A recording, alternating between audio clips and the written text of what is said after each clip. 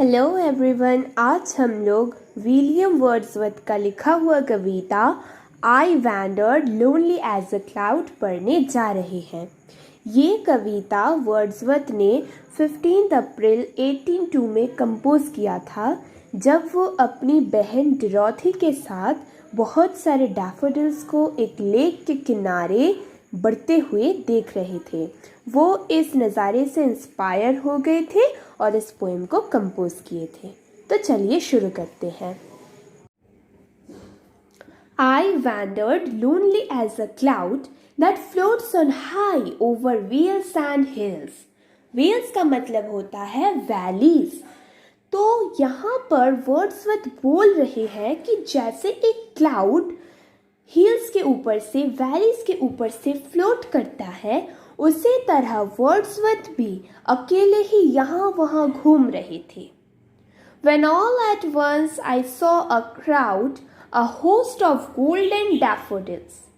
उसी समय उन्होंने एक क्राउड देखा, जो किसका था?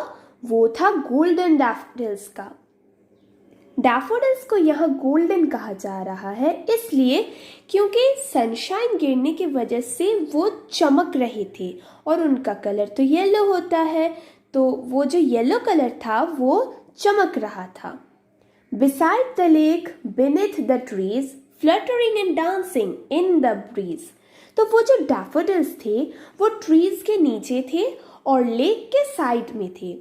वो हवा चलने के वजह से बहुत ही लाइट मोशन में डांस कर रहे थे। Continuous as the stars that shine and twinkle on the Milky Way. Milky Way का मतलब तो आप लोगों को शायद पता ही है। मिल्की वे का मतलब है आकाशगंगा, जहाँ पर हमारा पृथ्वी, हमारा सूरज, हमारा चांद ये सब स्थित है।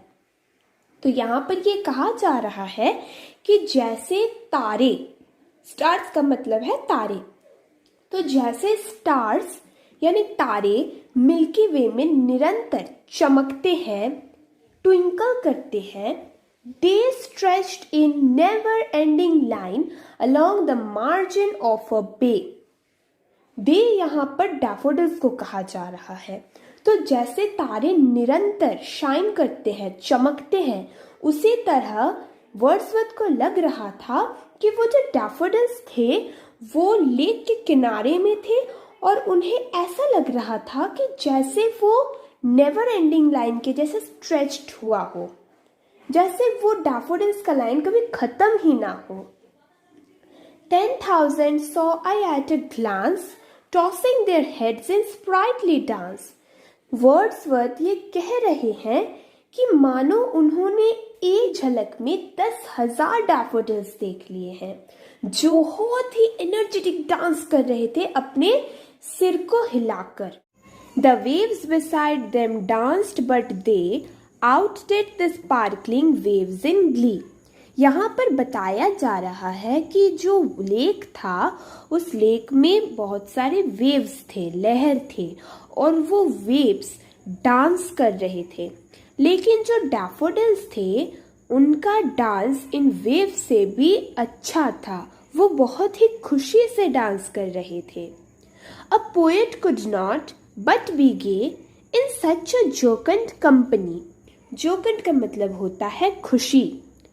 तो यहाँ पर वर्ड्सवर्थ बोल रहे हैं कि एक जो पोएट है, एक कवि है, वो डांस शायद नहीं कर पाते होंगे, लेकिन ऐसे सुंदर नज़ारे को देखकर कोई भी पोएट बहुत ही खुश हो जाएगा।